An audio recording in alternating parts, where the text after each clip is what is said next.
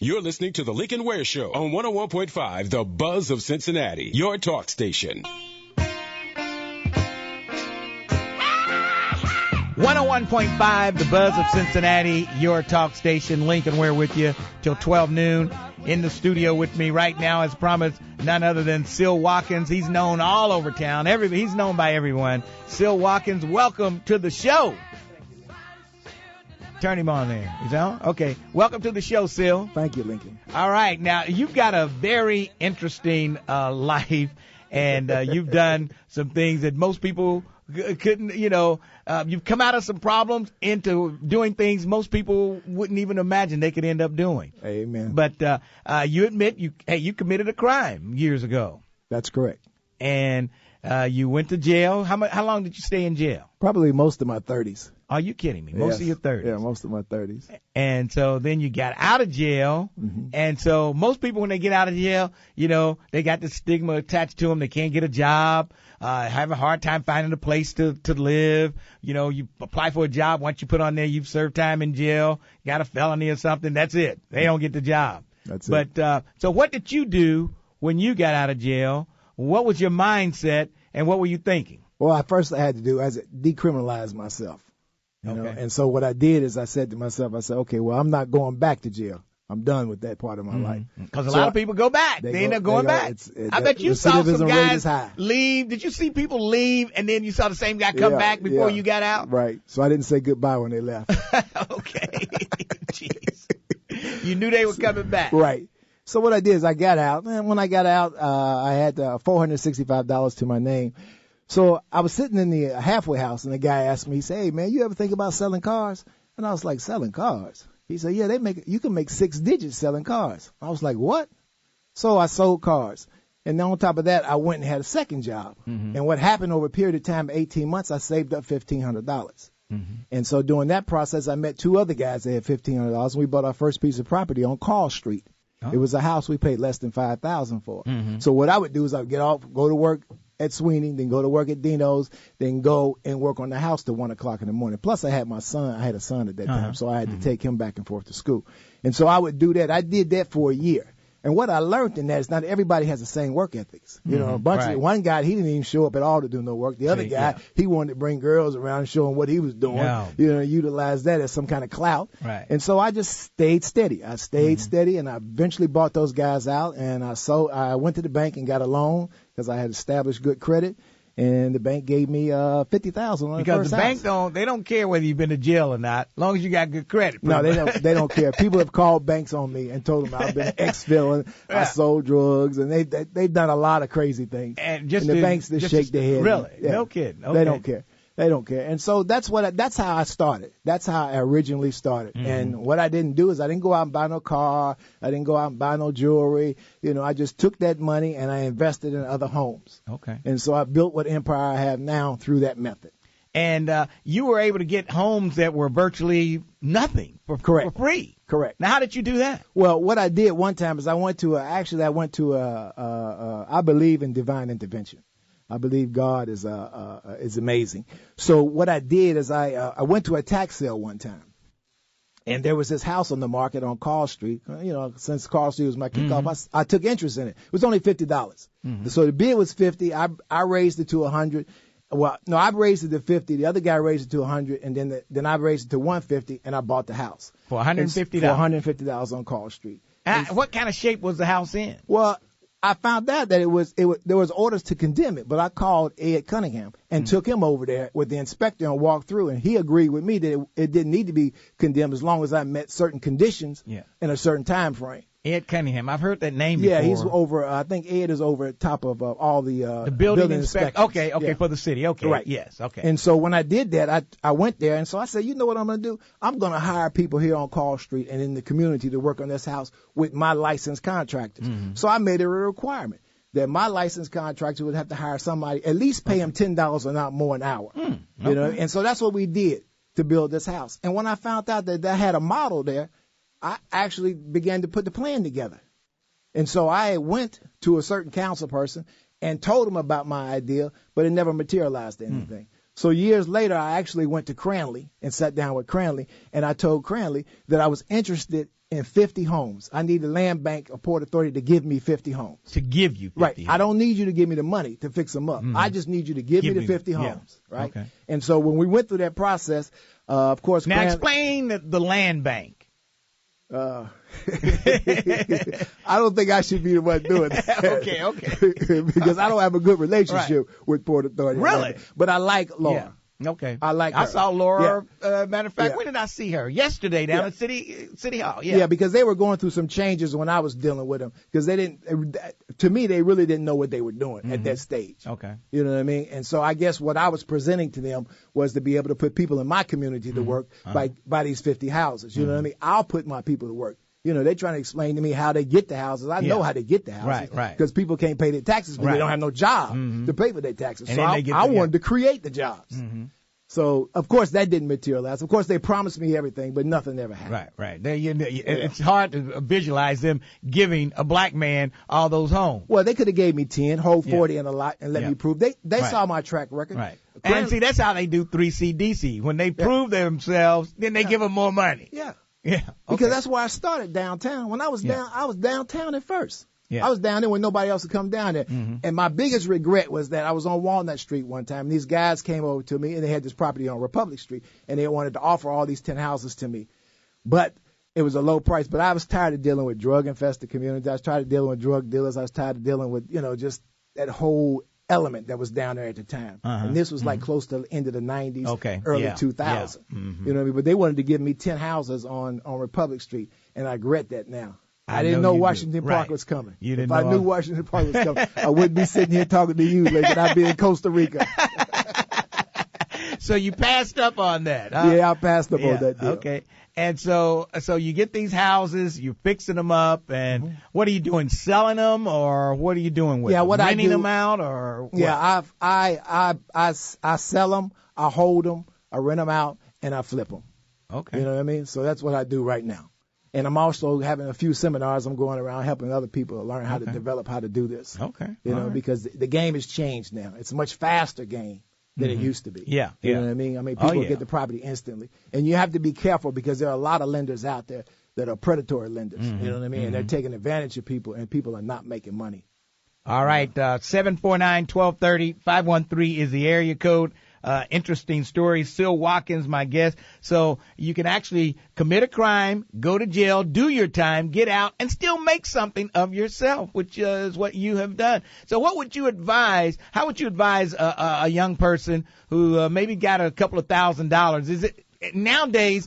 Can you do anything with maybe $3,000 when it comes to a house, maybe a vacant house? Like I said, the Port Authority, they pretty much got a whole bank of those type of houses right now. Would you say so? How would you leverage $3,000 right now? Let's say. Well, the way you would do that, of course, you'd have to get with other people to have either equal to or greater than that amount. You know what I mean? And join forces together. Yeah. Okay. And then you have to see what your credit situation doesn't really have to be that great, because there are banks like Spring Valley Bank, right, that are investor friendly. They understand the market. That's what their niche is. They don't finance cars. They don't do all of that. They just stay in real estate. Yeah. So you can go there and talk to them about the process. Of course, you have to have a few dollars down. Say you got a $100,000 deal you want to do. Of course, you got to come in there with like $15,000. Yeah. So of course you're gonna give. If you got $3,000, you give it 5 people that's got $3,000, and you work your way up. Okay. That's what I did. Yeah. I got with 2 other guys that had the equal amount that I had, and I began to build from there. Now, do you have a number when you say you're giving seminars? People want to know what's your number. How can they reach you? They already calling it, and they want to hear what you have to. They want you to help them out. So when are you going to have another seminar? People have to understand this about real estate is that everybody won't be a millionaire. Right. But you can build an income off of that. Yes. And I think that's the main thing right there. If you can have an income to maintain your lifestyle. That's it. Yeah. That's it. If you buy a 4-unit and you've got like maybe $1,800 a month coming in, once you take out all your expenses, you're walking away with $800 or $900 a month, and you only spent $60,000 or $70,000 on the building. You know what I mean? So now you got $800, $900 a month, right? Now multiply that times 5. Now you got 5 buildings. Multiply that times 10. Yeah. You know what I mean? Now you're walking away with like $10,000 a month. Yeah. You know what I mean? That'd be great on top of having a job. You just hire a management company to handle it. But if anybody wants to call me, they can call me at the office number, which is 832 or area code 513. It's 832-9000. 832-9000. 9000. I know we'll get 1,000 calls. What was that number? I couldn't write it down. 832-9000. You can't beat that. All right, let's go to Stephen. Stephen, you have a question? Yes. Seal, Steve Reese, how are you? Good. How you doing, Steve? All right, man. I just want to give testimony to Seal because years ago, people didn't know he was a model. He was one of the best male models we had in Cincinnati. I'm talking about for commercial work. And the work that he has done and developing and buying and purchasing has just been fabulous. And that story is, and his involvement is something that serves as a model for our city and for other young African Americans.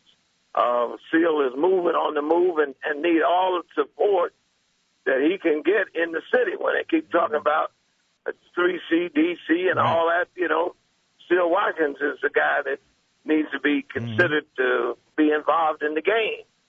And he knows how to do it in housing and developing housing the way he's doing it, and he came from the bottom up with it. Yeah, I'm telling you. So I'm always very impressed with brothers that come from the bottom up and have the ingenuity and work hard and do the right thing. And I'm so impressed.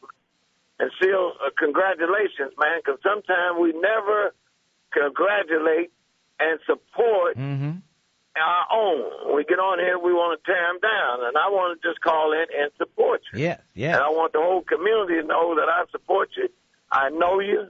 And I've been involved with you, and you were with me when I had Communiplex services downtown at 35 East 7th Street. So, man, really good. And Lincoln, that was good to have him on. Yeah. When I saw him at a party Sunday, to have him on. And he was telling me about all this stuff, I said, I got to get you on the show, Seal. I got to get you on the show.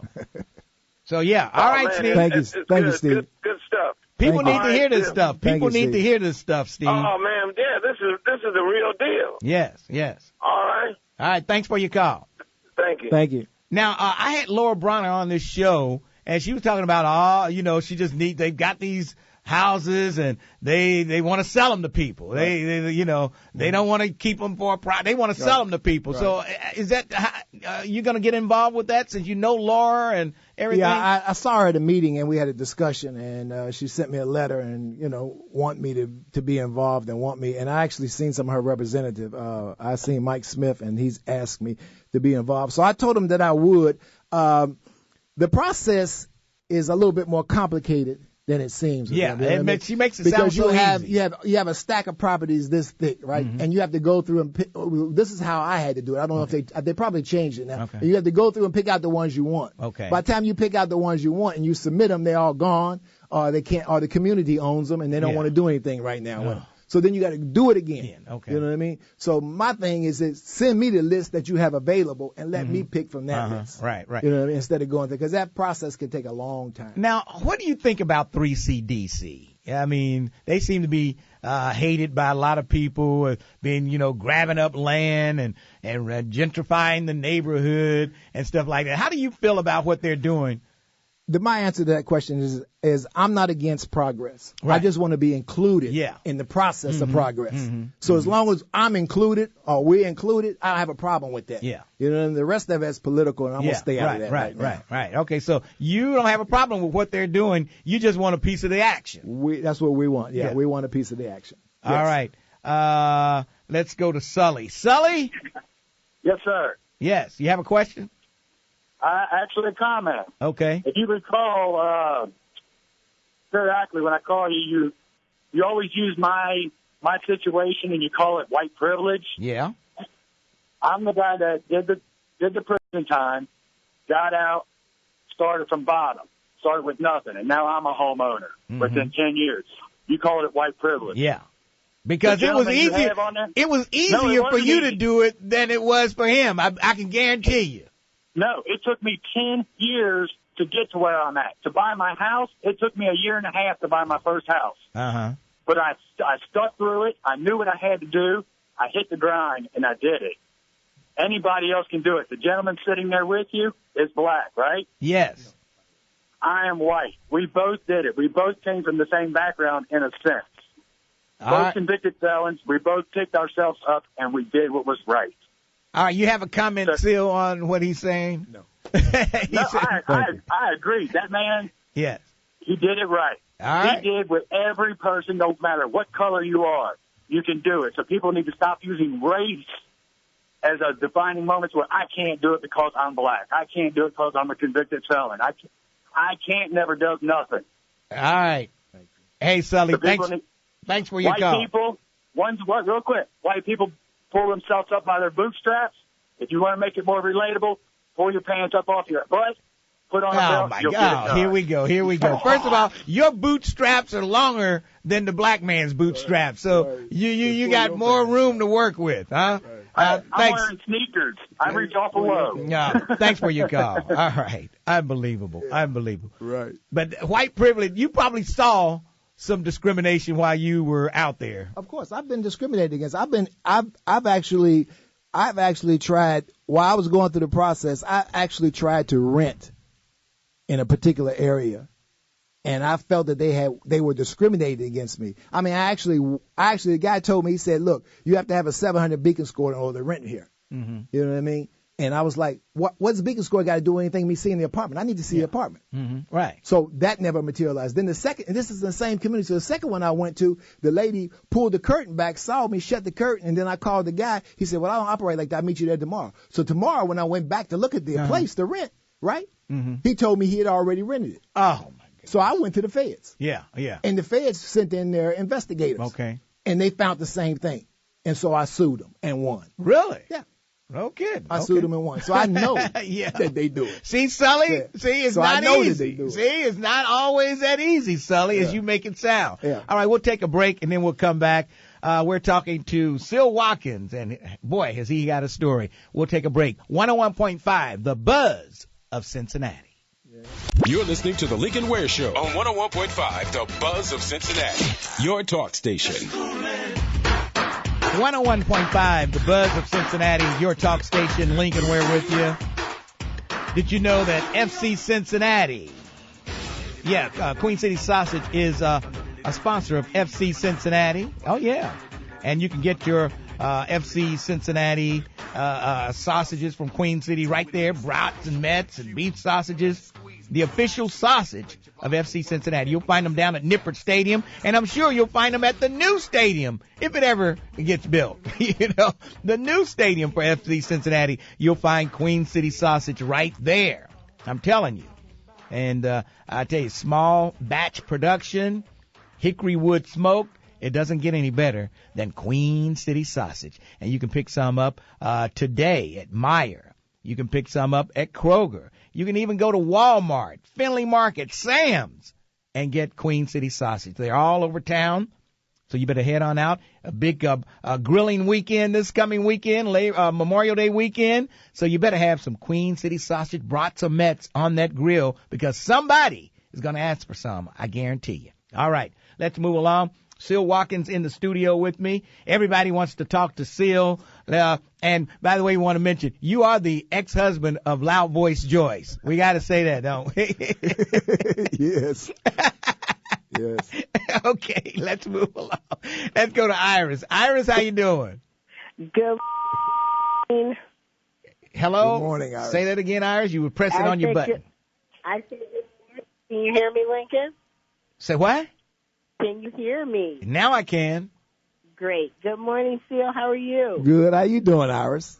I'm hanging in there. Good. Listen, Lincoln. Yes. Phil, I want you to slow down because there are so many different stories wrapped up into your complete story, your whole story, or this part of this journey, that there's so much that people can lift out of it and be inspired to do more with and by. So just slow down for us a little bit.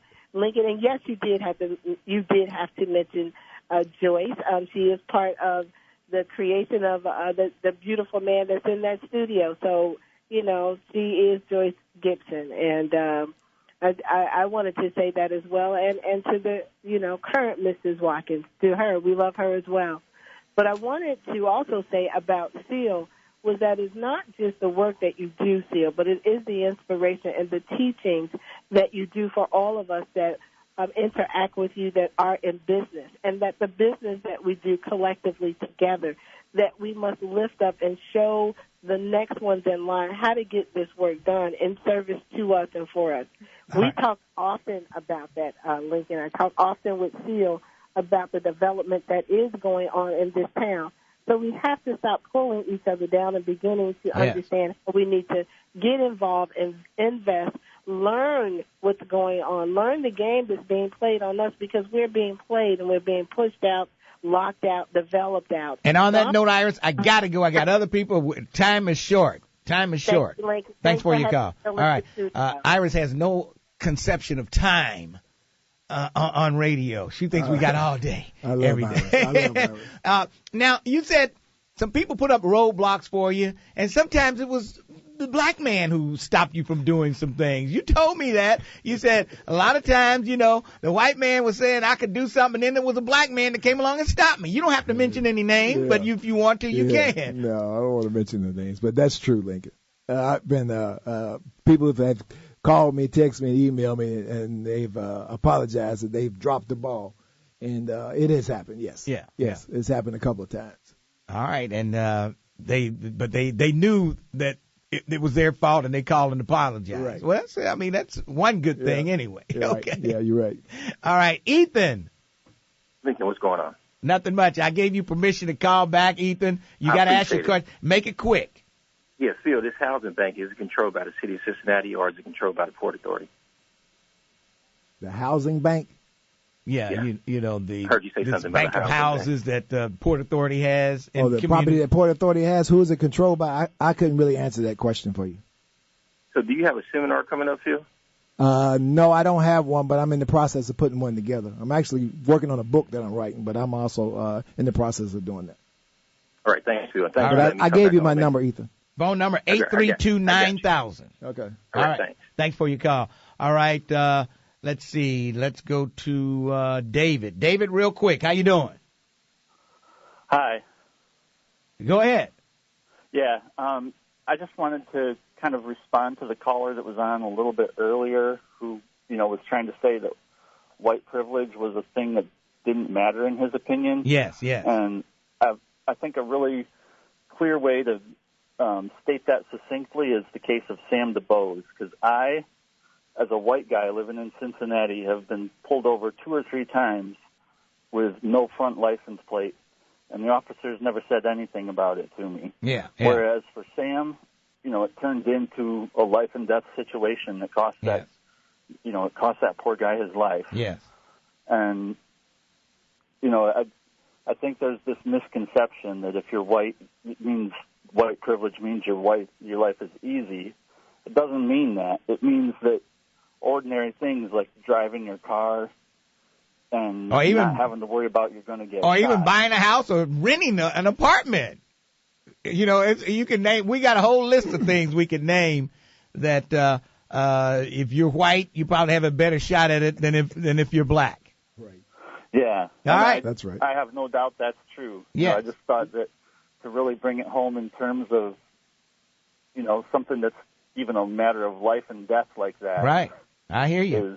That's my personal experience with it. Same exact situation. Not only, did it not be a problem for me. The officers didn't say anything. They could have wrote me a ticket for that, and they didn't say anything. All right, David, I hear you. I'm glad you can see the difference. Thanks for your call.